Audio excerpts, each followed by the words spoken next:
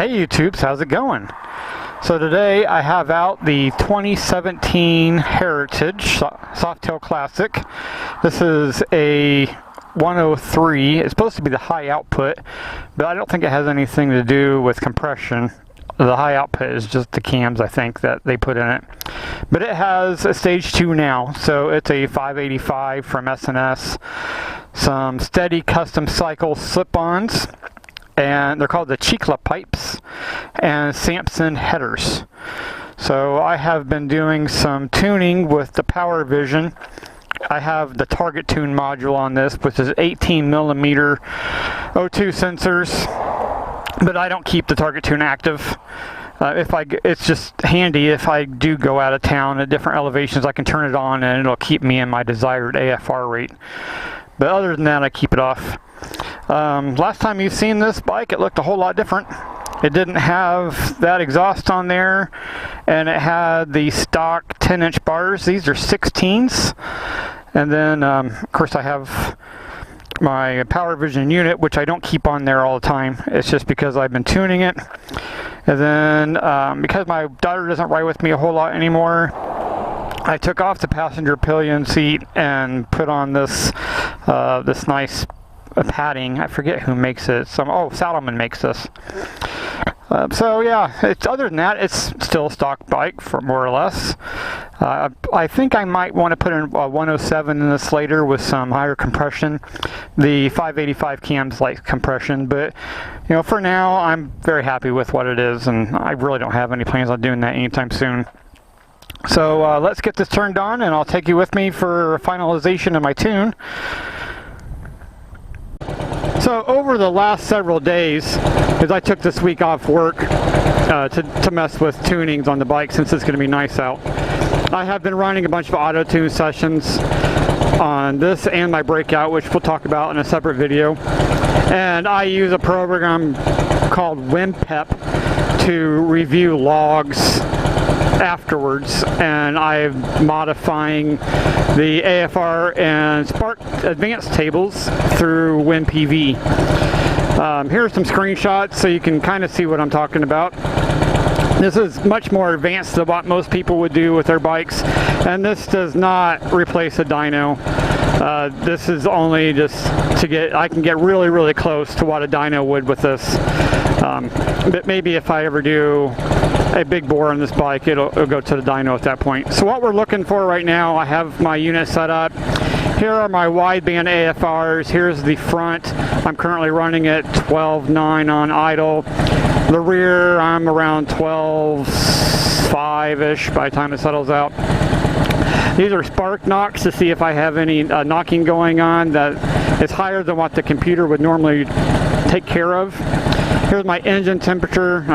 It's at 171 right now. I was on it a little while ago. I just changed the mapping on some decel because it bumped up a little higher than I thought, or than I like rather. And this is the current map, or manifold absolute pressure, which is the pressure inside of my throttle body, and it's 40 or so.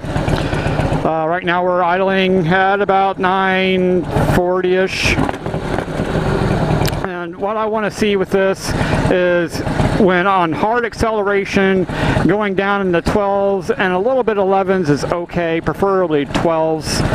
And while cruising around, I'd like to be in the 14s. Maybe a lower 14s. I don't want to see any 15s at all while I'm cruising around. That means that I'm running a little too lean and I need to richen it up. So that's what we're looking for. If you want to ride with me, and we'll go see how the map is doing. Kickstand is up.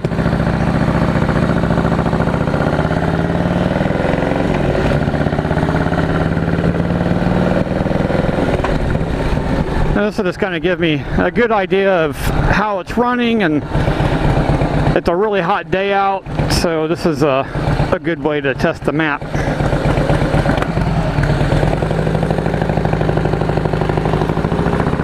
I'll be paying quite a bit of attention to these numbers here.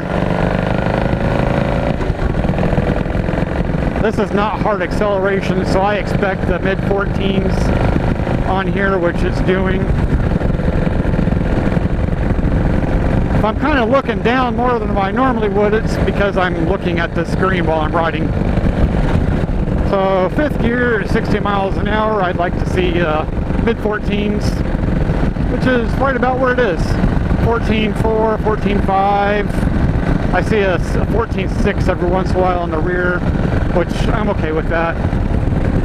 Now, stoic, which is the best transition between performance and gas mileage, is 13.8. But that's more performance oriented.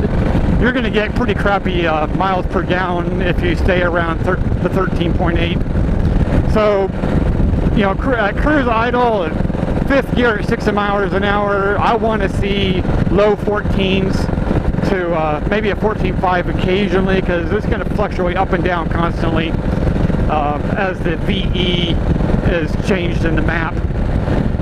The map being the sensor. How the sensor sees it, the air.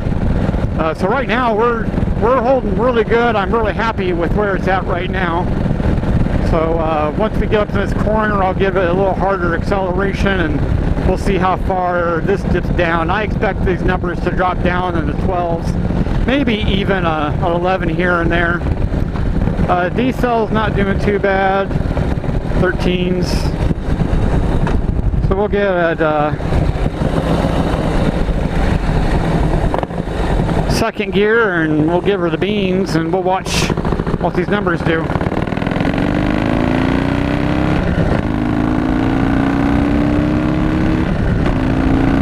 Yeah, I'm happy with that.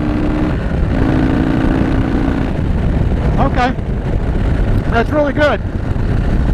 Like I said, this bike isn't meant to be super fast. These 585 cams are a little uncompressed at the moment with the pistons that I have in here. But it's fast enough.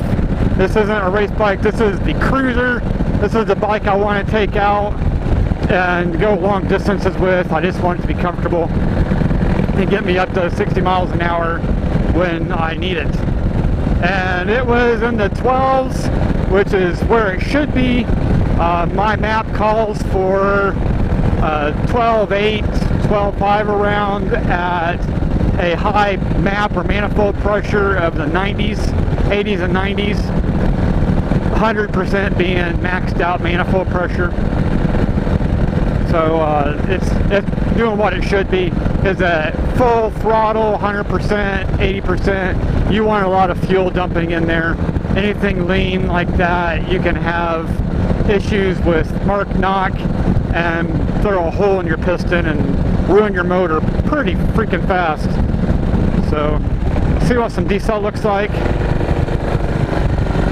D-cell looks okay. There was a blip that went up to a 16 on D-cell, but it was only for milliseconds, so I'm not concerned about that whatsoever.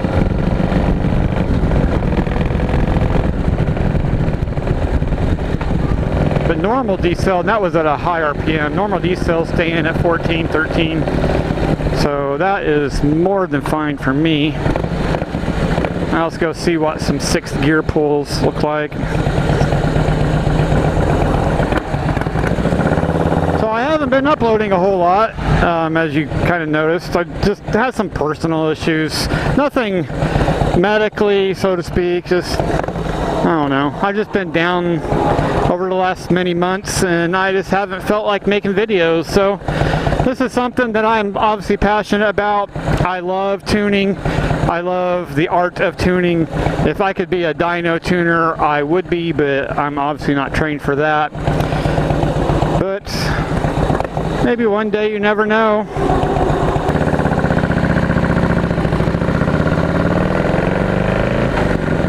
Let's give it some gas. High 12s, mid 12s. Not bad. D-cells 13. So at 4th gear, 60 miles an hour, I'm staying at 14s, about 14 and a half, which is fine for that gearing. Drop down in the 5th, or up in the 5th gear rather. 14.2s, which is perfectly fine yet again. Roll on 5th gear, drop down the high 11s, which is fine because I'm in the 90% of the map, or the manifold pressure. Now we're going to go in 6th gear, which is a little bit of a lug for this bike. I'm at 22,000 RPM, or 2200 RPM.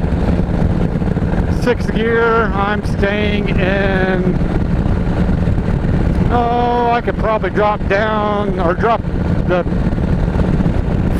front up a little bit. The front AFR is staying about 13 and a half at 54% map. That's a little lean for me. It's not to where it would damage the motor, or excuse me, a little rich rather. Nothing that would damage the motor whatsoever. But I would like it to be in around the 14s to match the rear cylinder. Pull on this on 6th gear, I'm staying in the 13s. So I am very happy with this. I might make a small adjustment, like I said, on 6th gear. The front cylinder is running a little rich, but it's nothing excessive whatsoever. It's just my fuel mileage on the front would drop down quite a bit. I'm running around a point difference between the front and rear at 6th speed or 6th gear. But if I drop down in 5th gear, which I'm dropping down now in the maps, they're staying pretty well even, right around 14s. So I'm very happy with this. Like I said, I might make a small change on the front at that manifold pressure, but that's about it. I'm doing pretty good. Actually, just so I remember later, I'm going to start a log. Go back into 6th gear.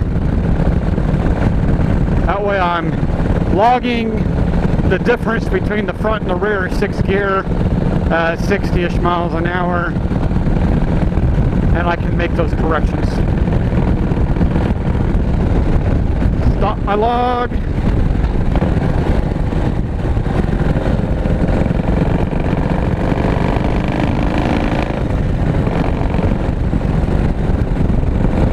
I normally don't ride in 6th gear at that low of an RPM anyway, but I stay at 5th gear for the majority of the time. Actually, I'm rarely ever in 6th gear, but I still want it to be tuned correctly. Alright, so we're going to pull around Southmont High School.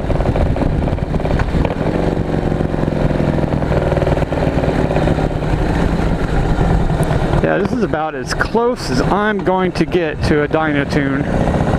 And actually, I don't know that a dyno would do much better. I'd spend about $600 on a dyno tune, take it to the dyno and have them run it through the machines.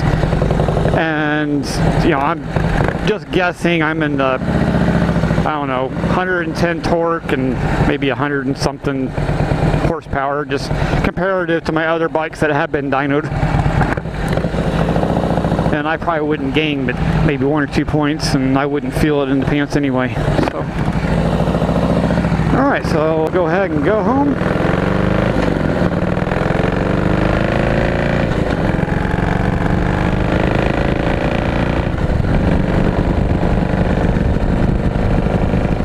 Fourth gear at 60 miles an hour. Looks alright. So work has been going good. I try to stay out of trouble the best I know how. Sometimes it works, sometimes it doesn't.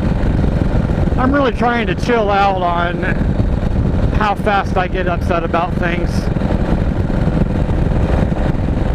It's hard, but I definitely believe in personal development and growth. And that's something that I've been working on over the last year. I think I've been getting a lot better, but we'll see if that reflects my performance review, which is coming up. My daughter's in 9th grade this year. Can't believe how fast that went.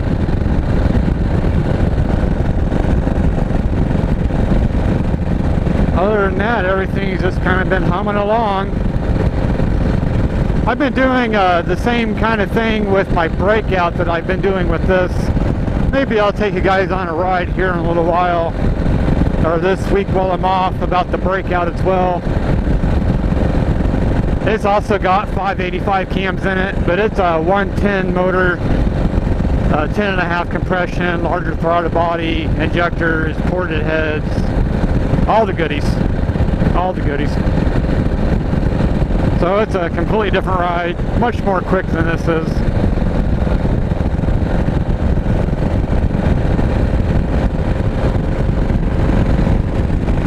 So I'm not trying to make a very large video or long video about this.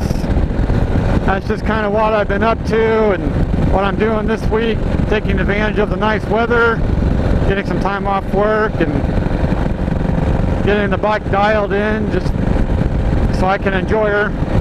Once I make my final correction on that front cylinder in 6th gear, I'll pull this unit off and I won't ride with it on there. Just on there so I can view things as I'm riding. So as always, be safe, do what you guys do, make some videos so I have something to watch on the couch. Deuces.